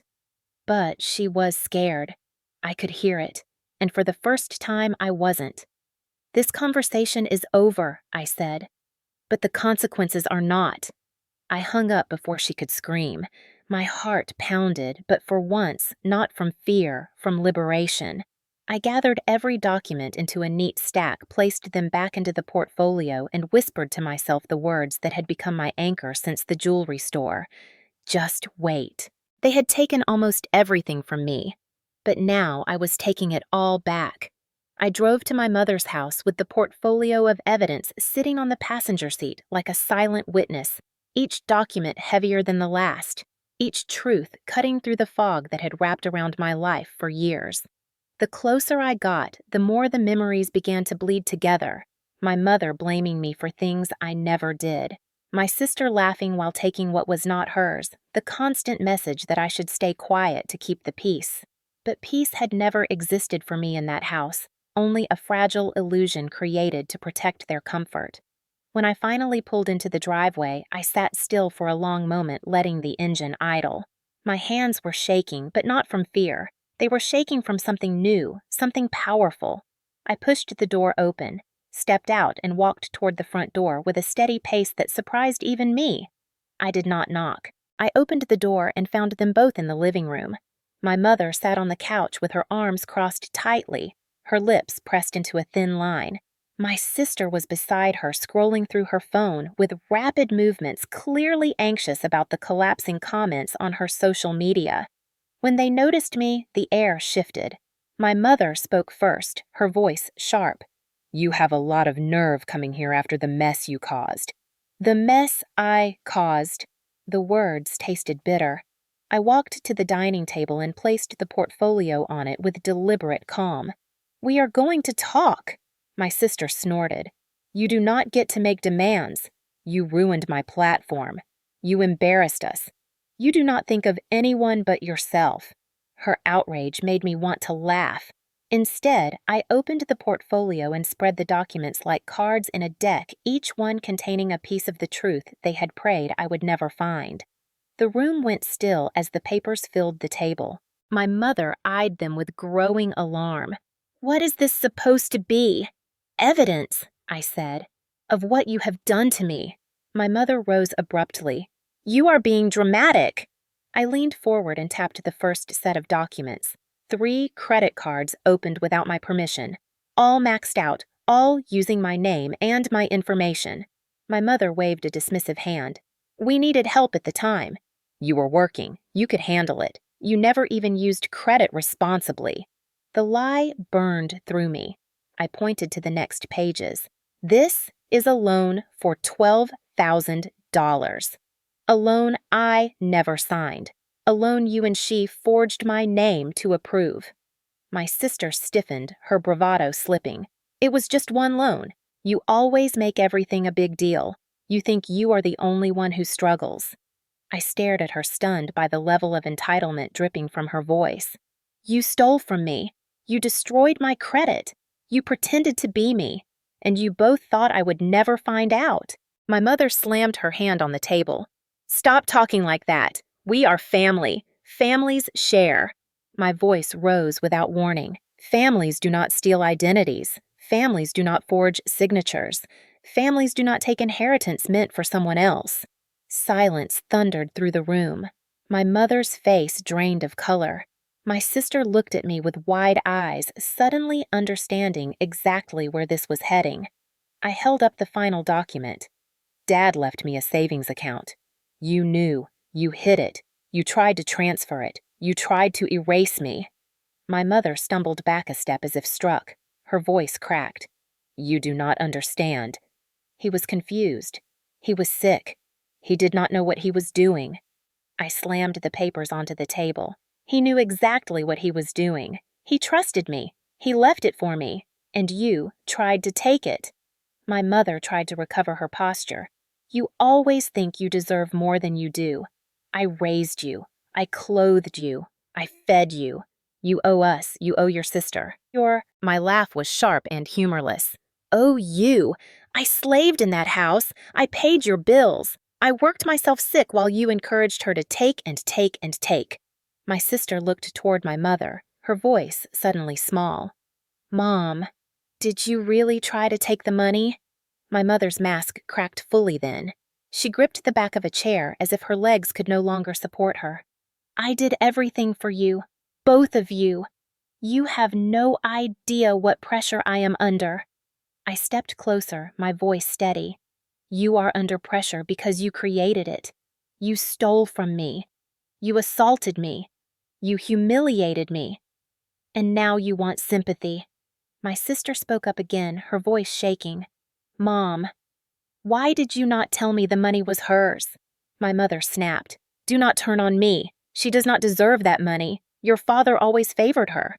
I gasped because for the first time she said the quiet truth out loud. She went on breathlessly. He never appreciated everything I did, all the sacrifices, all the effort. That account should have gone to you, and I will not apologize for correcting his mistake. Something cold sliced through the air. I looked at her with a clarity so sharp it hurt. Then you will answer to the law. My mother's face twisted. You would not dare. I gathered the documents and slid them back into the portfolio. Watch me. My sister reached out a trembling hand. Wait. We can fix this. We can talk. I looked at her for a long moment. You had years to talk. Years to stop. Years to treat me like a sister. Now, you can talk to the judge. My mother lunged forward suddenly and raised her hand as if to strike me again. But this time I stepped back. This time I did not flinch. This time someone finally saw her for who she truly was, and she knew it. I walked toward the door without another word, leaving them frozen in their guilt and fear, because the confrontation was over, and the reckoning was coming. The days that followed the confrontation were eerily quiet at first, like the calm before a storm. I knew all too well the kind of silence that used to come right before. My mother exploded at me for something I did not do. But this time, the silence came from their side, a calculated pause, as they regrouped, rewrote the narrative, and prepared their next attack. I should have expected it. When people like my mother and sister are cornered, they do not apologize. They retaliate. It started on a Tuesday morning when my phone buzzed endlessly. At first, I ignored it, assuming it was spam or automated messages from credit monitoring alerts I had set up after sorting through the financial mess they created. But the notifications kept coming. Dozens of them. I finally grabbed my phone and froze. My sister had uploaded a video, a tear-streaked confession that had already climbed to over 100,000 views. She sat in her bedroom with soft lighting behind her, her face blotchy with what she wanted viewers to believe were tears of heartbreak. She had always known how to weaponize her emotions. In the soft, trembling voice she reserved for manipulating strangers online, she said she feared for her safety. She claimed I had attacked her at the jewelry store. She said I had grabbed her arm and shoved her into a case, and the camera angle had just made it look like she was standing still because trauma memories blur in confusing ways. She insisted she slapped me only to protect herself. She cried harder when describing how I allegedly screamed and threatened to ruin her life because I was jealous of her success and her relationship with our mother. Then came the knife twist. She lifted her sleeve to reveal a faint red mark that was clearly self-inflicted and claimed I had grabbed her so hard she bruised. The comments section was a battlefield. Some viewers believed her immediately. Others demanded she release the full video. Influencer drama pages began reposting it. Some brands unfollowed her. Some defended her. My heart pounded so hard I could feel it in my throat. But before I could even process the betrayal from my sister, my mother launched her own attack. While my sister cried to the internet, my mother called my employer. She claimed I had a history of violence, unstable behavior, emotional volatility that made me a risk to colleagues' clients and corporate reputation. She even claimed she feared for her life. My manager called me into her office that same afternoon. She looked uncomfortable, the kind of tight-lipped concern that signals corporate human resources involvement. She told me they received a disturbing call from someone claiming to be my mother, and that the company needed to place me on temporary leave while they reviewed the situation. I wanted to scream. I wanted to break something. Instead, I sat frozen while my professional stability slipped from my hands because the two people who should have protected me decided instead to destroy everything I had left. The next blow came when a local gossip page picked up my sister's video. They twisted the story even further, labeling me a violent, unhinged woman who attacked her own family. My name began circulating in forums I had never heard of. Strangers analyzed my life based on fragments and lies. People speculated about my mental health. Others wondered what kind of horrible person provoked a mother to slap her child. I read it all until my chest felt too tight to breathe. I shut my phone off and curled onto my couch, shaking. Darkness crept into the corners of my mind, telling me they would win again, that they always win, that the world always believes the pretty one, with tears and filtered lighting. But then I remembered the portfolio sitting on my table, the documents, the bank statements, the forged signatures, the inheritance papers, the witnesses at the store, the retired assistant district attorney who had already told me he believed my story. And slowly my breathing steadied. The truth was on my side. I could feel it pulsing under my skin like a second heartbeat. Still, the attacks continued. My mother called relatives, neighbors, church members, anyone she could reach. She claimed I had pushed her first. She claimed she had only defended herself. She claimed I had been spiraling for years. She painted herself as a victim of an ungrateful daughter. A few relatives texted me in confusion. Some believed her. Some asked why I would do something like that to my own mother. My sister posted a second video claiming she could not sleep, that she feared I might show up and hurt them. That was the moment I realized their goal. They wanted to discredit me so thoroughly that no one would believe me when the legal consequences came. They wanted the world to see me as unstable so that when charges were filed, they could claim persecution. They wanted to break me before the truth broke them. That night, as I sat alone in my apartment with my phone turned off and the world spinning around me, fear seeped into my body like poison. What if their lies worked? What if the world believed them? What if the legal system failed me the way my family always had? But then I remembered what Mr. Halden said when he handed me his card. You have more evidence than most people ever get. Do not let fear silence you. Fear is what kept you trapped. The moment you speak the truth is the moment they lose. I grabbed the portfolio, and held it tightly in my hands. They had taken my reputation, my peace, my job, and my sense of self for years. But they were not taking this. Not this time. If they wanted war, I would give them something they had never expected. Someone who finally fought back. The morning after their coordinated attack, I woke with a clarity I had not felt in years, the kind that settles into your bones after you finally recognize that running, hiding, and hoping are no longer options. The lies my mother and sister spread online and at my workplace were not just cruel attempts at humiliation. They were strategic moves meant to destroy any credibility I had before the truth came out. They wanted to bury me before the law could unearth them, but the universe had other plans. Shortly after sunrise, I walked into the law office where Mr. Halden worked part-time in retirement. A modest but well-kept building with framed degrees lining the walls and a quiet sense of order that contrasted sharply with the chaos my family had unleashed. When he saw me enter, holding the portfolio of evidence, he nodded with the seriousness of someone who knew this moment was inevitable. They escalated, I said. He gestured toward a chair. And now we escalate. I sat as he opened the portfolio and laid out each document with the precision of someone assembling a case far stronger than my family ever expected. He reviewed the credit card accounts, the forged signatures, the loan, the beneficiary document, and the frozen transfer attempt. Every few minutes he made notes, legal terms flowing from his pen like a language I had never learned but suddenly needed to survive. When he finished reviewing the last page, he leaned back, exhaled, and spoke with calm certainty. "We are filing charges." My breath caught. For what, exactly? He listed them without hesitation. Identity theft, forgery, fraud, coerced debt, attempted financial exploitation, and of course, assault. My throat tightened. Hearing the words spoken aloud made everything feel painfully real. They were not just toxic, they were criminals. He continued speaking, outlining the steps the legal system would take once the charges were filed. First would be the police report, then the opening of a case number followed by formal interviews, evidence collection, and a likely financial forensics review by state investigators. He explained that my mother and sister would eventually receive notifications or visits from officers. They would be questioned, they would be recorded, and because of the live stream witnesses and security footage, they would have very little wiggle room. When he asked if I was ready, I hesitated for only a moment before answering.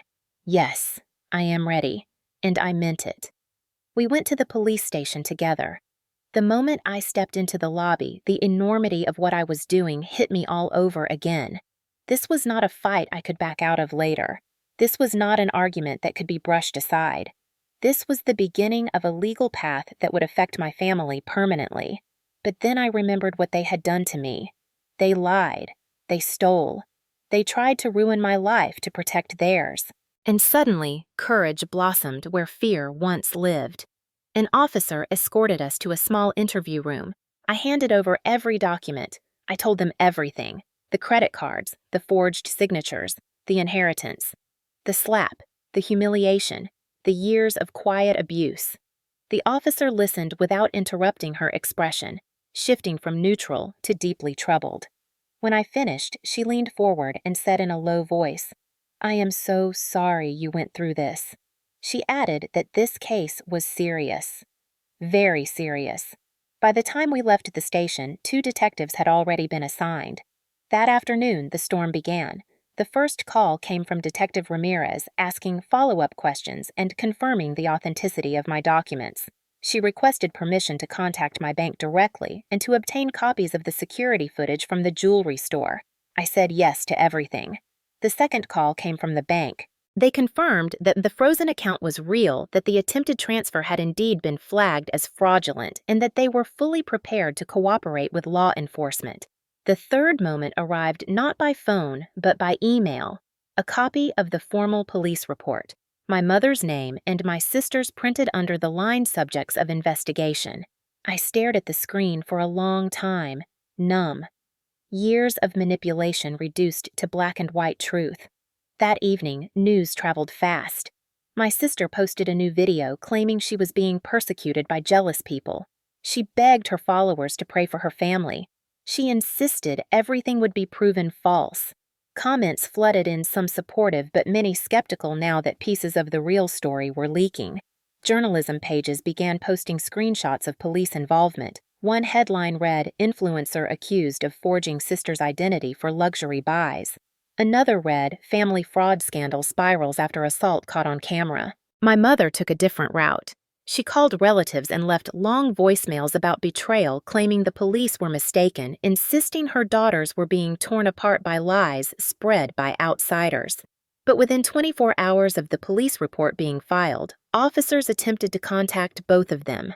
My sister did not answer the door. My mother refused to speak without a lawyer. The detectives left notes instructing them to call immediately. And just like that, the storm grew stronger. 2 days later, I received an update from Detective Ramirez. They had pulled financial records. They had verified the forged transfer form. They had compared signatures. They had confirmed the credit card applications came from my mother's home IP address. They had spoken to the jewelry store manager. They had interviewed the retired ADA. The evidence was overwhelming. When I hung up the phone, I realized something profound. For the first time in my life, the truth was not just mine to carry. It was documented, it was witnessed, it was recognized, it was powerful, and they could not destroy it no matter how hard they tried. My job had not been restored yet. My sister's followers were still arguing. My mother was still spinning lies, but none of that changed what was coming. Because now, the law was on my side, and it was moving. Fast.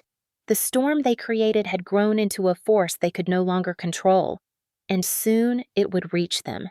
The courthouse smelled like old paper and polished wood, a mixture of history and judgment that settled deep into my lungs as I walked through the heavy glass doors on the morning of the hearing.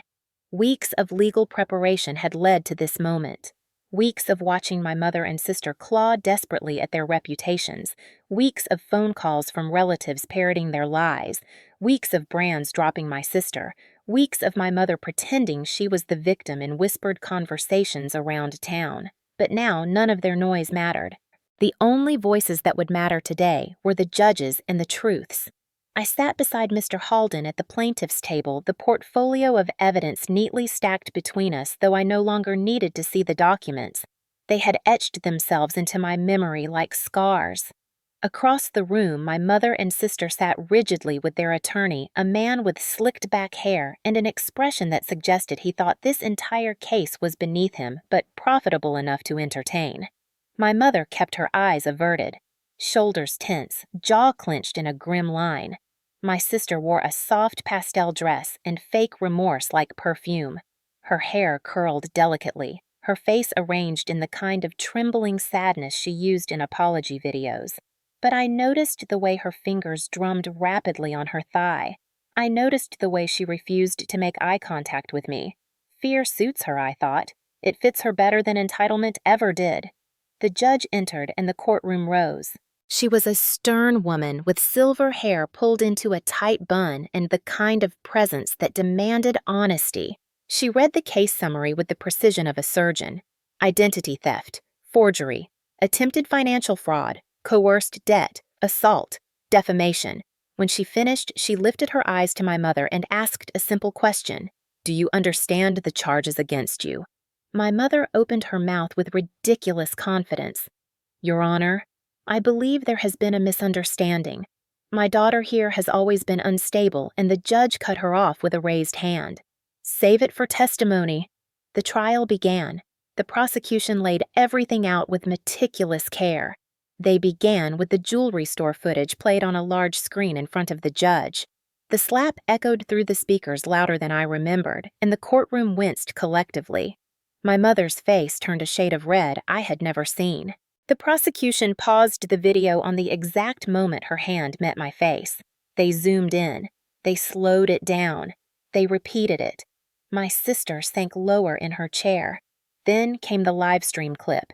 The court clerk held the phone up for the judge as the video played my sister laughing, calling the situation drama, for views smirking as she filmed my humiliation. The judge's expression chilled.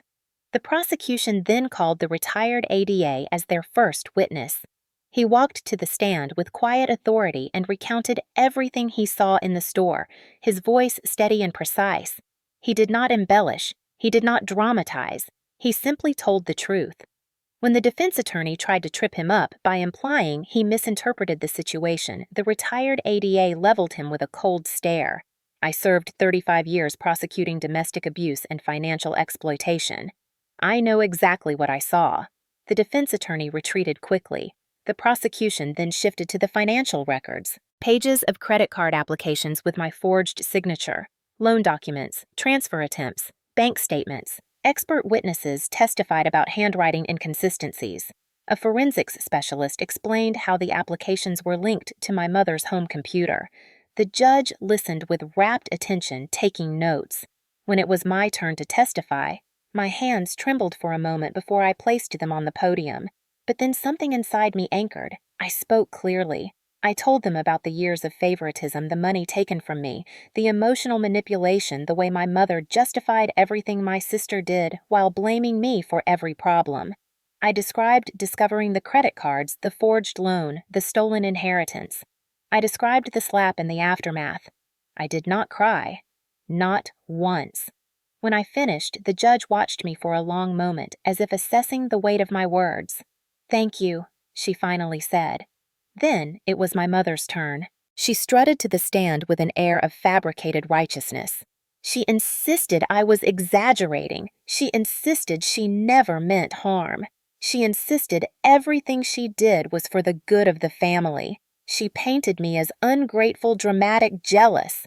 But with every lie she spoke, the prosecution dismantled her story with evidence. When shown the forged signatures, she stuttered. When asked why she tried to transfer my inheritance, she blamed grief. When pressed further, she contradicted herself.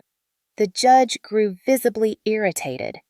My sister was next. She cried on cue, her voice quivering as she claimed she was confused at the jewelry store, that she hit me in self-defense, that the live stream was misunderstood. But the prosecution played additional clips viewers had screen recorded. The laughter, the smirk, the mocking comments. Her crocodile tears dried instantly. The judge looked exhausted by the end. After closing arguments, she exhaled deeply and delivered her ruling. The evidence is overwhelmingly clear. The court finds the defendants responsible for identity theft, forgery, attempted financial fraud, and assault. As for the defamation, the judge added that the videos and calls constituted malicious harm and ruled in my favor. My mother's jaw dropped. My sister burst into actual tears. The judge continued. Financial restitution will be determined at the next hearing. The defendants are ordered to cease all contact with the plaintiff effective immediately. Court is adjourned. The gavel struck. The sound echoed like a door slamming shut on decades of abuse. As my mother and sister were escorted from the courtroom, I felt no triumph. What I felt was release, weightlifting, air returning to my lungs. The truth had finally been spoken, and for once it was louder than their lies. "Just wait," I whispered inside. Justice was not finished yet. The final sentencing hearing took place 3 weeks after the courtroom reckoning, but it felt like years of my life had passed in those 21 days.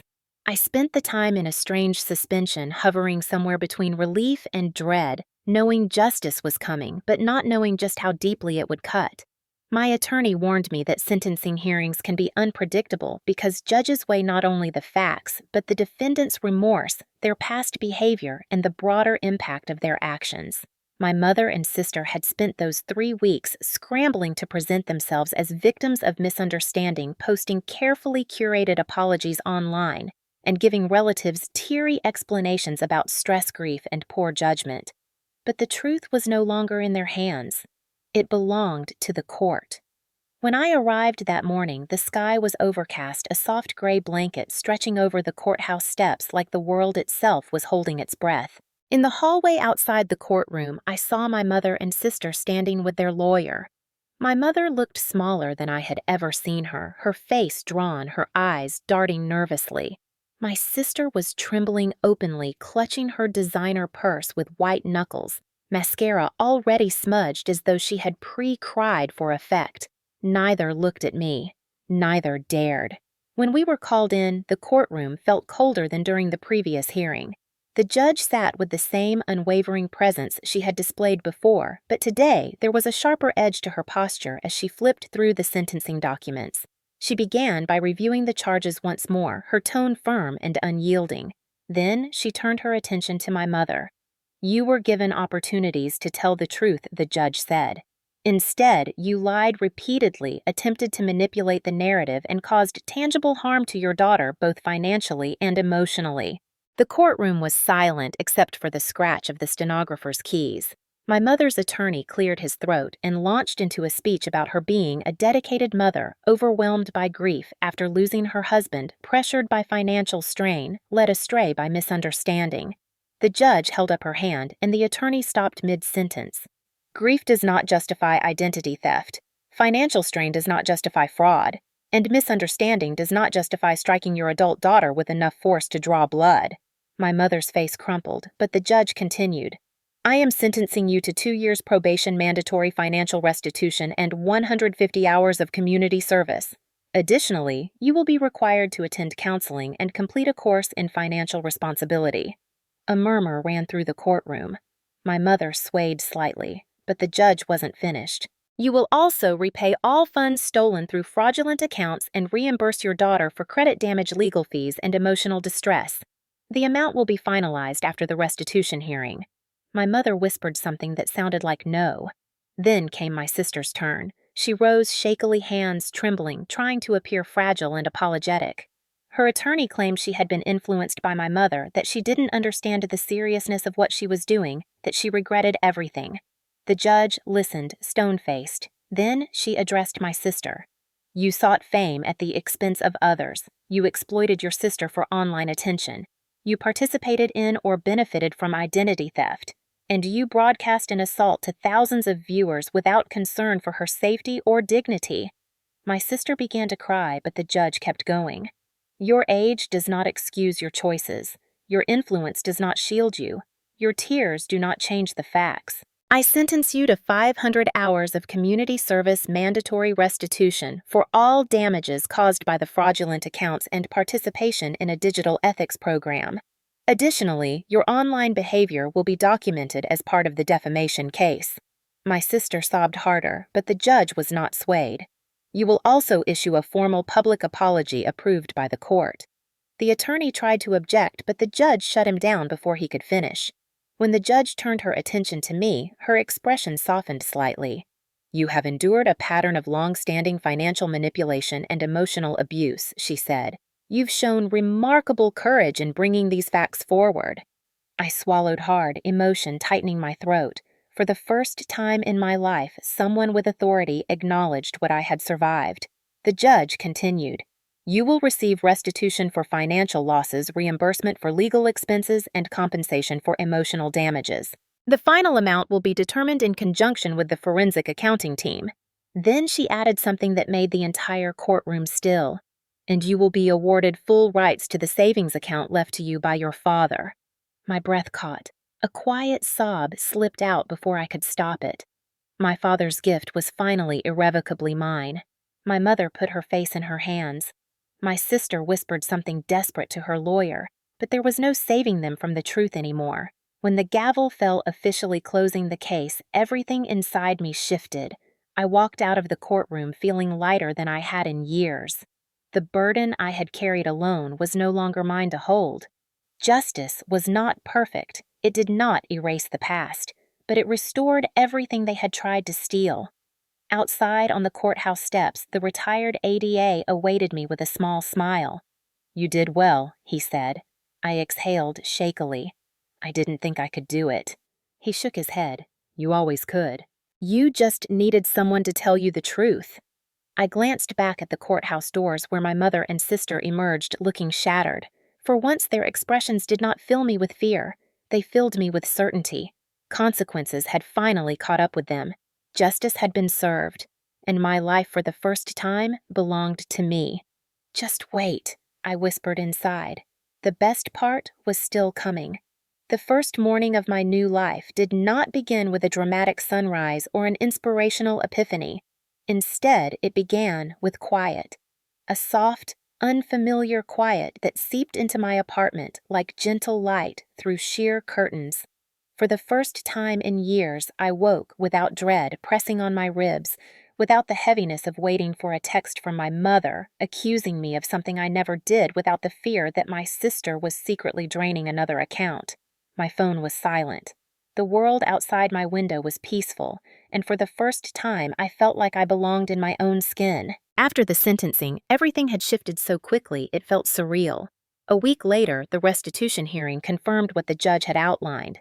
The forensic accountants tallied every fraudulent charge, every forged signature, every credit hit I suffered because of my mother and sister. They added the emotional damages and the cost of repairing my credit file. The final number stunned everyone in the room except me, because I had lived each dollar of its weight. My mother and sister were ordered to pay it all. Their bank accounts were audited, their assets reviewed, their financial secrets dragged into the light. Watching their faces as the total was read out felt like reclaiming every part of myself they had tried to erase. But the moment that truly changed me was receiving the formal transfer papers for the savings account my father had left me. $85,000. Money meant for my stability, my dreams, my future. Money that had been hidden, stolen, twisted into a threat. When the bank officer placed the folder in front of me and asked me to sign my name, my hands trembled, not from fear, from gratitude, from closure, from finally feeling seen by the one parent who had loved me without conditions. I whispered a quiet thank you to my father right there at the desk, knowing he would have been proud of me for fighting for myself, something he wished he had taught me earlier. After the legal dust settled, I took time off work. My employer reinstated me immediately after confirming my mother's lies were false, and they offered sincere apologies. But I needed distance, not from them, but from the emotional wreckage I had carried for decades. I rented a small cottage 3 hours away, nestled in a quiet town with foggy mornings, a coffee shop that smelled of cinnamon, and a community garden where neighbors actually said hello. For the first time, I was not living in survival mode. I was living, breathing, choosing. I spent my days walking along tree-lined paths, reading books without checking my phone every 5 minutes, and learning to cook meals I had always wanted to try. The silence that once terrified me became comforting, healing, grounding. A therapist in town helped me untangle the complicated knots inside me, the guilt that wasn't mine, the self-doubt planted by people who should have nurtured me, the exhaustion of carrying a family on my back while they stole every ounce of strength I had. She told me something that stuck. Surviving a toxic family is like surviving a fire. You come out carrying smoke in your lungs, but with time and clean air, you breathe again. Slowly but surely, I did. After a month of rest, I found myself walking past a small local jewelry store. Nothing fancy like the one where everything changed, just a warm, inviting shop with antique pieces and soft golden lighting. In the window was a simple ring. Nothing extravagant, just a thin gold band with a tiny diamond in the center. It reminded me of myself. Quiet, underestimated, stronger than people assumed. I stepped inside. The owner greeted me warmly and asked if I needed help. I pointed at the ring. "I want to buy that for myself." She smiled in a way that made my chest warm. A celebration. A new beginning.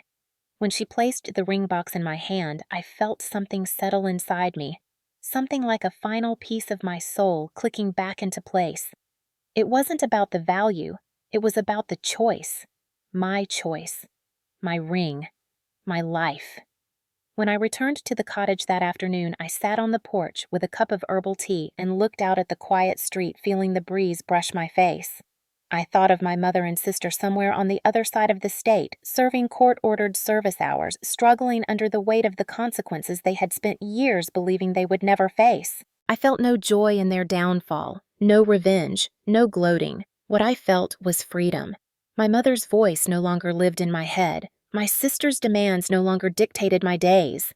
Their lies had lost their power. My truth remained. I slipped the gold ring onto my finger and whispered the words that had carried me through every dark moment since the slap at the jewelry store. Just wait, because this new life was only beginning. A life where I was no longer the scapegoat, no longer the backup plan, no longer the shadow.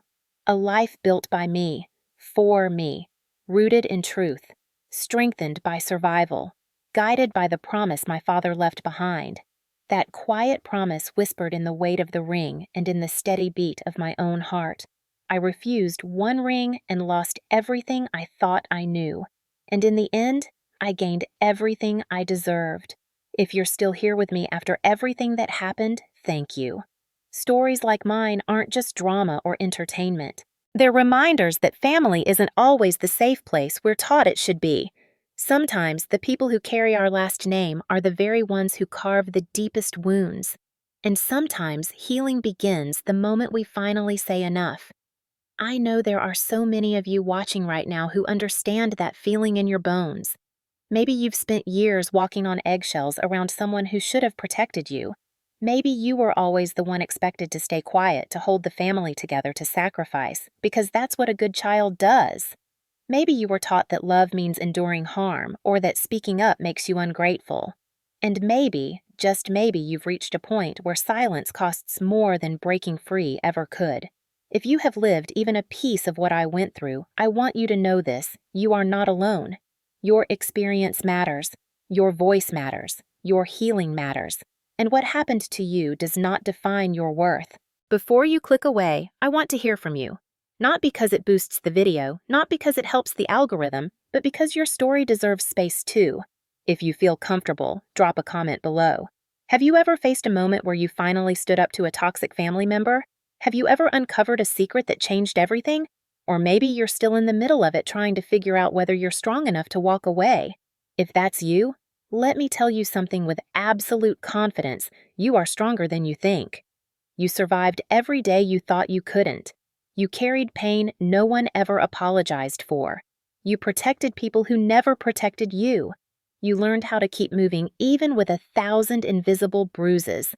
That is strength, and you deserve peace just as much as anyone else. If this story resonated with you even a little, go ahead and let your voice be heard. Tell me what part hit the hardest. Tell me if you've ever been blamed for things you didn't do. Tell me if you've ever watched someone else get rewarded while you were punished for simply existing. Your words might help someone else feel less alone tonight. And if you're new here and you want more stories like this, one stories about justice, truth, empowerment, and the kind of karma that arrives right on time, then feel free to hit subscribe so you don't miss the next episode. We tell the real stories, the hard stories, the stories that make you stop and think, yeah, that happened to me too. And trust me, you won't want to miss what's coming next. Life has a way of surprising us when we finally decide to stand up, step forward, and reclaim our own narrative. So wherever you're watching from right now, your living room, your bedroom, your kitchen with a cup of late-night tea, let me know you're here. Tell me your city, your state, your country. Tell me your time zone. It's always amazing to see how far these stories reach. And remember this before you go: your past may have shaped you, but it does not own you. Your voice may have been silenced once, but it will not be silenced forever. Your story might not be finished yet, but it's yours to write. So write it loudly, courageously, honestly. And if anyone ever doubted you, if anyone ever tried to make you small, just wait. Your moment is coming too.